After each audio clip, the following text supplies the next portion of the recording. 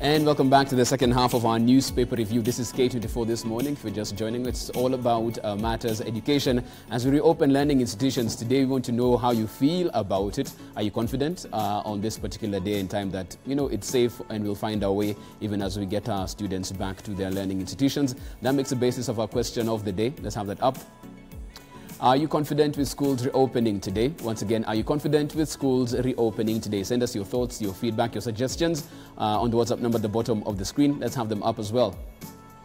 This is Dominic watching from Nakuru. The question to debate on is not whether citizens are confident enough in matters school reopening. However, what happens after school reopens? How will the high corona infection be managed? Because it's a matter of when, not if. It will definitely rise.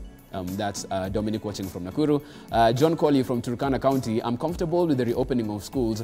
Only the government should give out more support, and also teachers should give directives to students on how to take care of themselves. This will help them a lot. Hi Jeff, the problem is not opening but the children being used as test kits.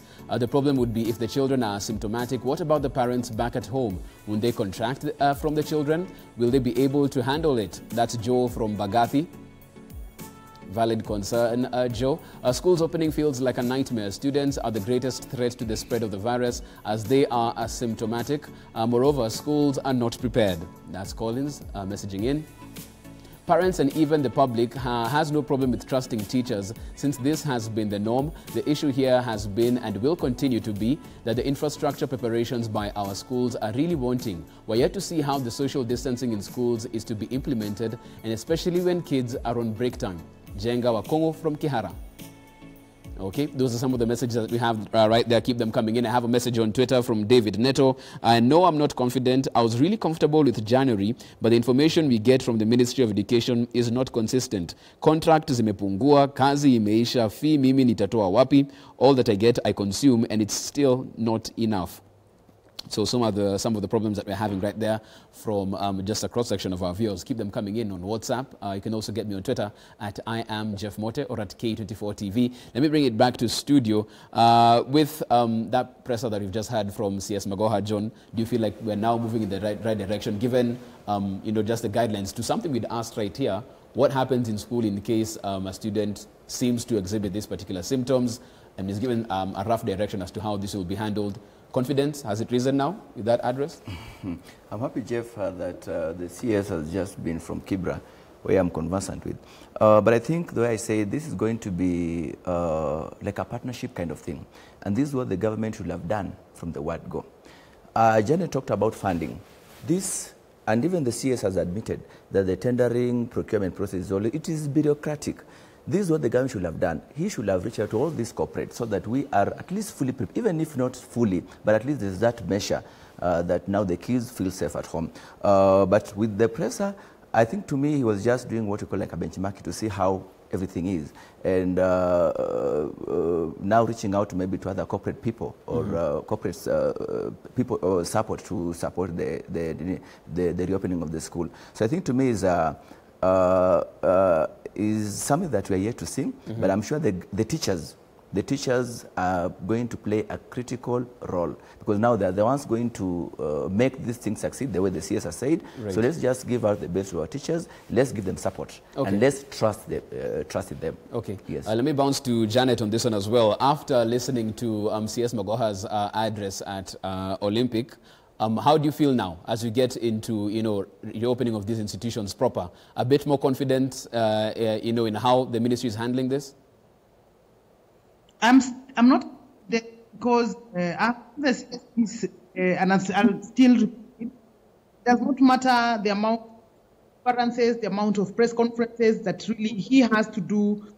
At the end of the day, when the rubber meets the road, parents want to see what is happening at school level. Parents want to get to school and feel that even the teachers themselves are confident that the government has provided for them everything that they are saying in their guidelines.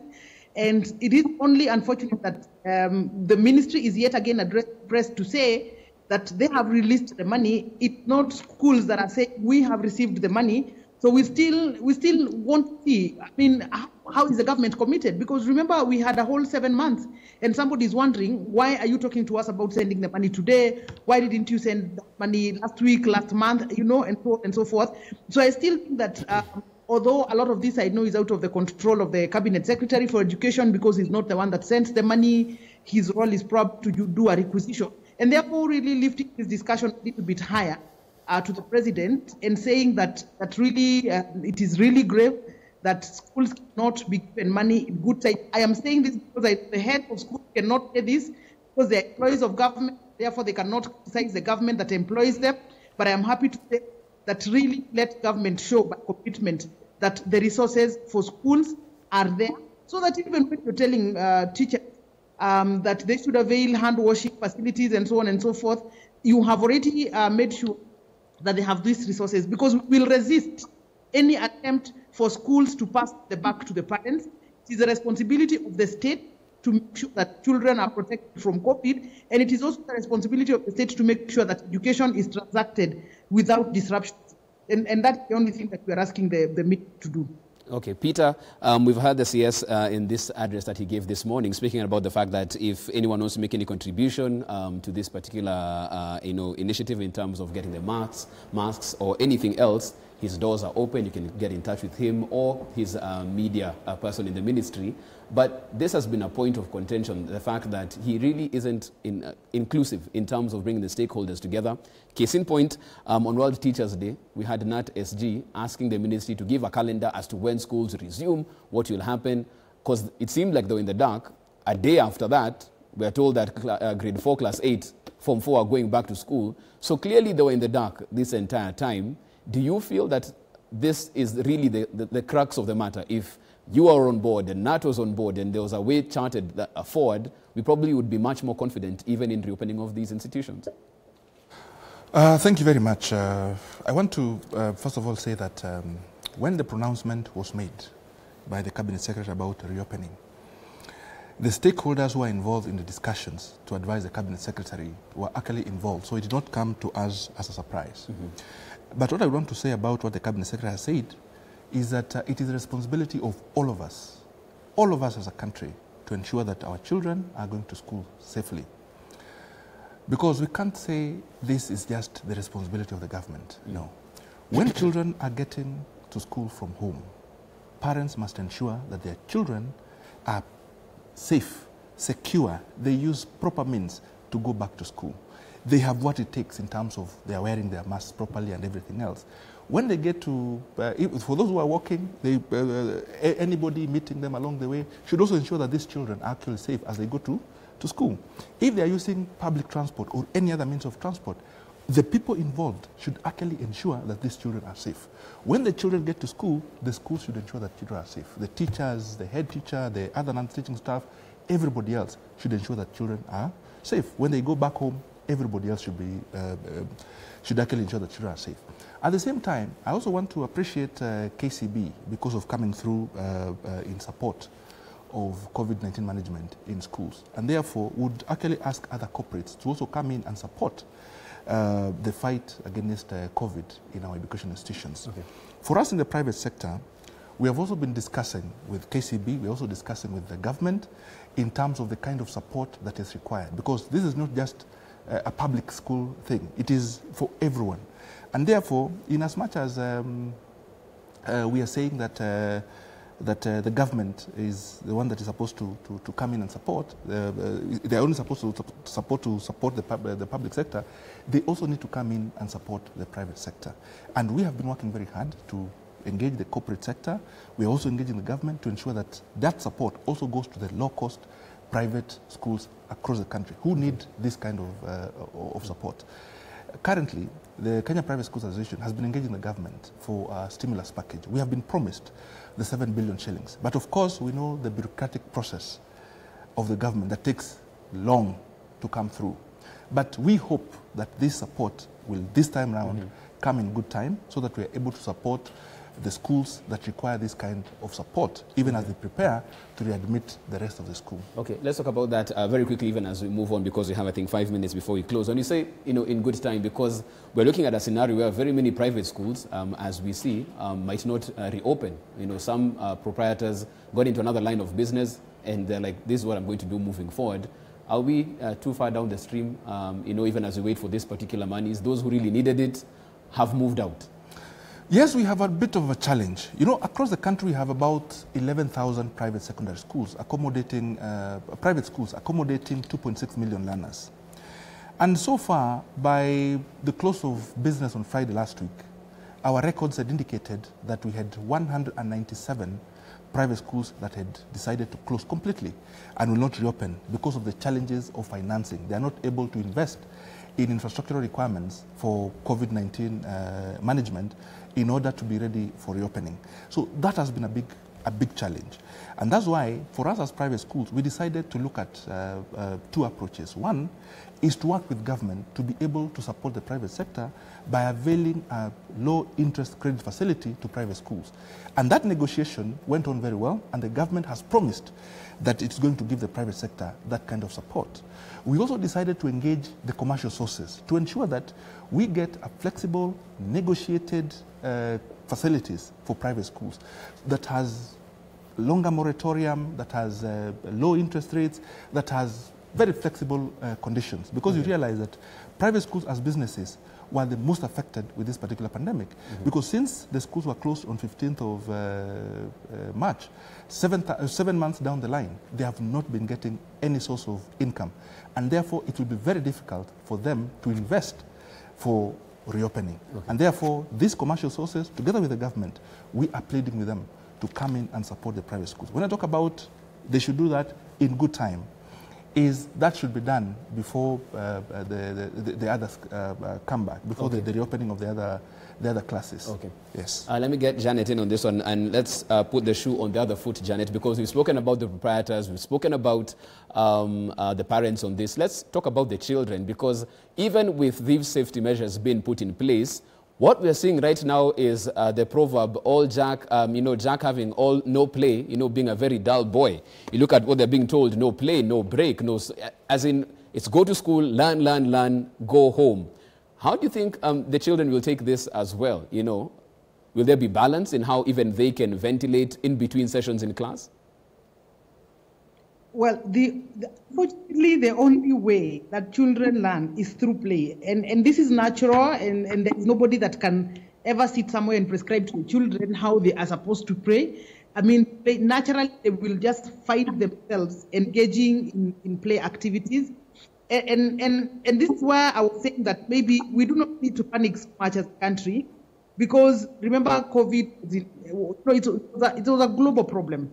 And so how other people have dealt with it and how other people have progressed. We have our neighbors right here in Tanzania who never closed schools at all, let alone ourselves that closed, and now we've just opened, partially, so there's a lot of space in the school. So really, what lessons can we get from Tanzania, and what effects have been there, So those are some of the lessons that maybe we are expecting the ministry to cross-check. After all, there's all this famous benchmarking that governments usually do. So I'm expecting that really this is just part of the hypothesis. This is part of what parents are fearing.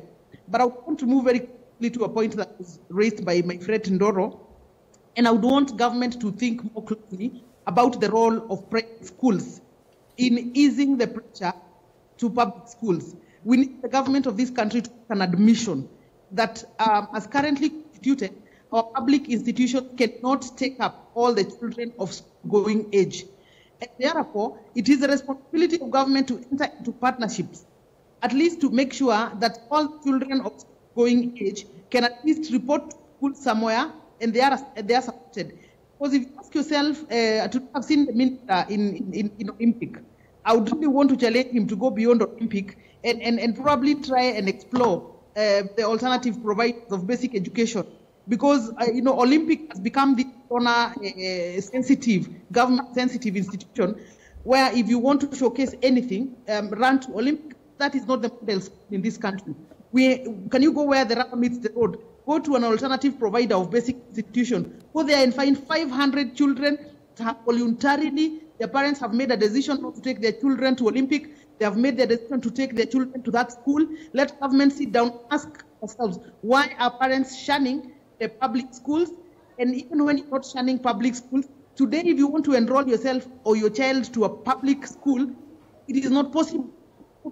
There is no vacancy. So in line with that, how can government enter partnerships and ensure that even the private schools are able to now accommodate children that would like to go there? And very closely related to that, and why we're telling government, please up your game a little, is a promise that was made of about 7 billion shillings to support private schools. Because if you think about how COVID has affected the economy, and you're not seeing the 11,000 private schools that are employers, there's so many workers out there. How does government envision that the economy can take off when all these institutions have suffered, so much economic? And a lot of them, I don't know the numbers. Maybe Ndoro can tell us the numbers. Although I have a few names here, there are several schools that are not going to open. It is a tragedy, not only to the investor, but the children that were attending the schools. Where are they opening to? Where are they going to go to? The truth of the matter is there are not so many opportunities. You cannot tell those children if they were in Kasarani, report to Mwiki, for example. The schools are full. So I think there's a discussion beyond sanitizer, beyond mask.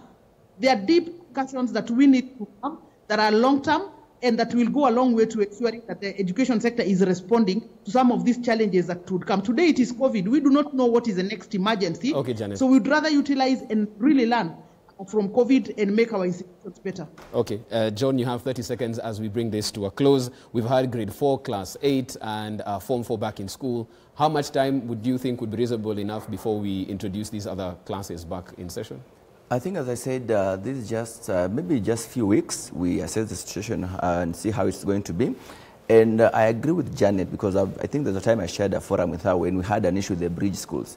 This is now the time that the government should recognize up-based schools, because they have always been given a lip service. They are not hard. But you see, and I agree with Jan, every time we have something that we need to show the public, we'll rush to Olympic. They should go to Mukuru Kwanjenga, they should go to Mukuru Kayaba, let him go that deep down in Kibra slum to see how these schools are giving out alternative measures to these public schools. So I think if we fail this time, the parents will not have failed. It is the government that will have failed. And if we're going to expose our kids to this virus and then it becomes like a backlash, it is the government that will be held responsible and not the parent. Okay, we leave it at that as far as it's concerned. Thank you so much for your time this morning, John Paul Opuko, governance expert. Asante sana. We also had Peter Ndoro. He's the CEO of the Kenya Private Schools Association. Thank you so much for your time this morning. And joining the conversation via Skype, Janet Oko. She's an educationist, very passionate about that particular sector. Thank you so much for your input and your time this morning, Janet. Asante sana. And don't forget, in case you haven't been part of this conversation, haven't been included on what's going on, you can get yourself a copy of a People Daily straight to your phone, regardless of where you are across the country. It only costs you 10 shillings. And the number that you dial is *550*4#. Once again, the number is *550*4#. Dial it and get yourself a copy of the PD to your phone. It's brought to you by the People Daily and Safaricom. We take a short break. We are back on the other side as we get interactive. Good morning.